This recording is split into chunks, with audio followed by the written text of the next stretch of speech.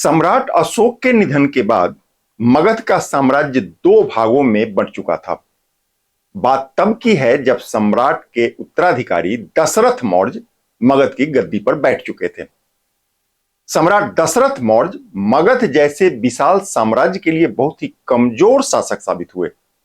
खजाना करीब करीब खाली था, सैनिक धम्म के प्रचार में लगे थे। स्वयं सम्राट दशरथ मौर्य राजकाज में बहुत रुचि नहीं लेते थे। उनका अधिकांश समय बौद्ध भिक्षुओं के साथ बीतने लगा था। नतीजा यह हुआ कि कई राज्यों में विद्रोह शुरू हो गया। गंधार के सामंत वीरसेन ने विद्रोह कर दिया और गंधार में अपनी स्वतंत्र सत्ता स्थापित कर ली। कश्मीर के सामंत जलोक ने खुद को मगध से अलग कर लिया। इसके बाद विदर्भ मगध से अलग हो गया। इधर विद्रोह को दबाने की जगह मगध के सैनिक बौद्ध धर्म के प्रचार में लगे रहे। इस बीच खाली पड़े राजकोष को भरने के लिए सम्राट दशरथ मौर्य ने प्रजा पर कर का अतिरिक्त बोझ डाल दिया। इसे प्रजा कड़ा उठी। सम्राट के प्रति असंतोष गहराने लगा। यह सभी कुछ क्यों हुआ, इस बात की चर्चा हम पिछले एपिसोड में कर चुके हैं। आज हम मौर्य वंश के पतन की जानकारी लेकर आए हैं। सम्राट बृहद्रथ तक आते आते मौर्य वंश का पतन क्यों हो गया? सम्राट अशोक से सम्राट बृहद्रथ तक क्या हुआ, कैसे हुआ और क्यों हुआ, जानने के लिए पूरा वीडियो देखिए, अंत तक देखिए। जानकारी अच्छी लगे तो लाइक कर दीजिए, शेयर करेंगे तो दूसरे लोगों तक बात पहुंचने में आसानी हो जाएगी।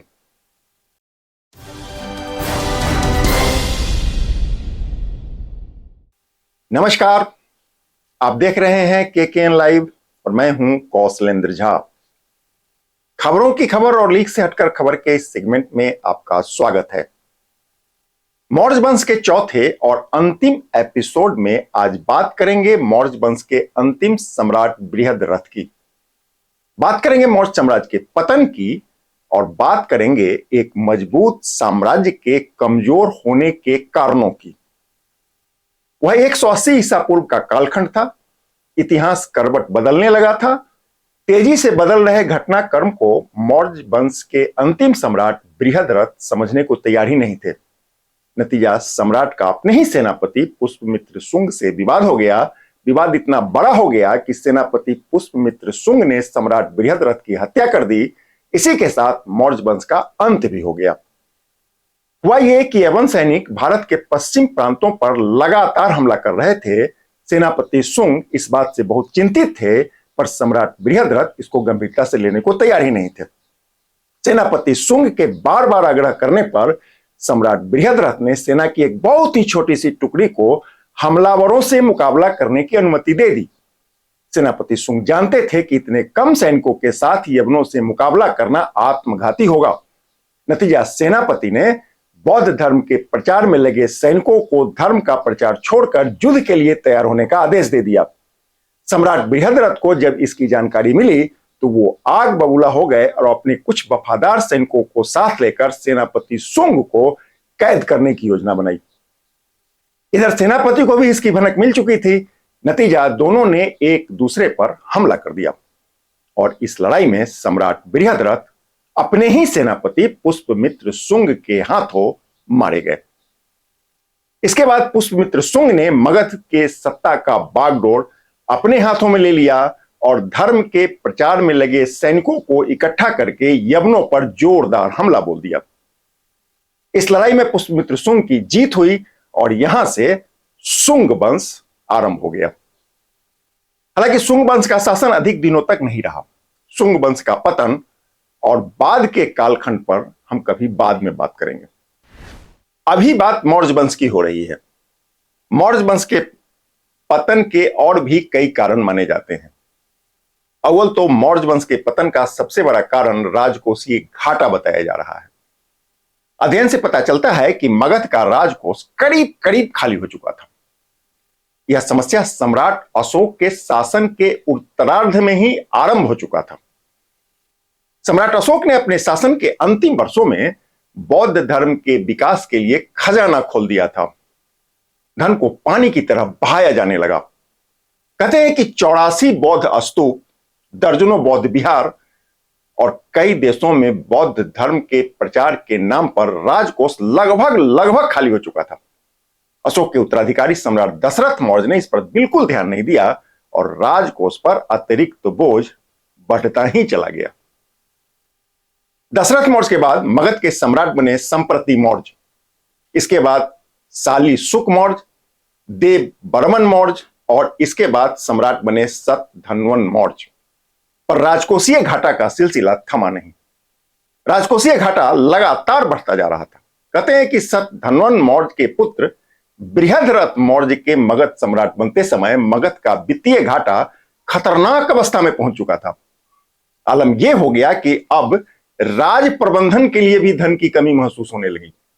इसके बाद सम्राट बृहद्रथ ने तरकीब सोची और प्रजा पर अतिरिक्त कर का जबरदस्त बोझ लाद दिया। इससे प्रजा में हाहाकार मच गया, प्रजा कड़ा उठी। दूसरी ओर सम्राट बृहद्रथ ऐशो आराम के साथ धर्म के प्रचार में इस कदर मशगूल हो गए कि प्रजा में बढ़ते असंतोष को समय रहते समझ ही नहीं पाए। इसकी परिणति यह हुआ कि जब सेनापति पुष्यमित्र शुंग ने सम्राट की हत्या कर दी, तब मगध में शुंग के खिलाफ कोई विद्रोह नहीं हुआ और लोगों ने पुष्यमित्र शुंग को बहुत ही सहजता से अपना सम्राट स्वीकार कर लिया।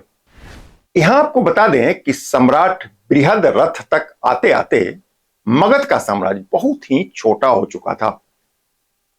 हम आपको पहले ही बता चुके हैं कि मगध का कई शक्तिशाली प्रांत पहले ही मगध से अलग होकर स्वतंत्र हो चुका था।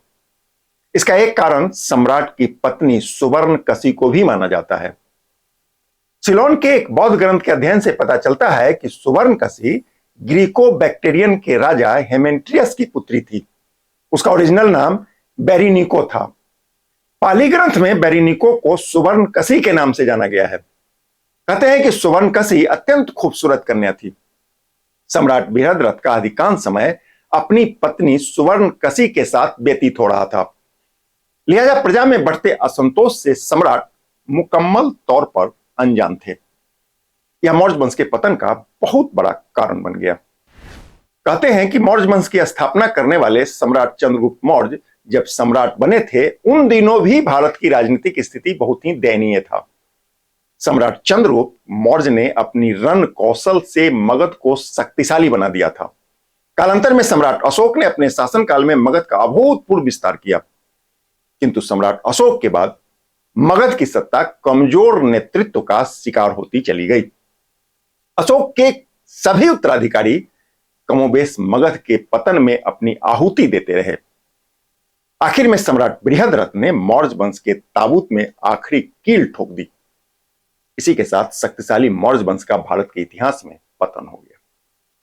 कुछ इतिहासकार मौर्य वंश के पतन के लिए सम्राट अशोक के धम्म नीति को भी जिम्मेदार मानते हैं, क्योंकि सम्राट अशोक के धम्म नीति की वजह से मगध की आर्थिक अवस्था बहुत ही कमजोर हो गई।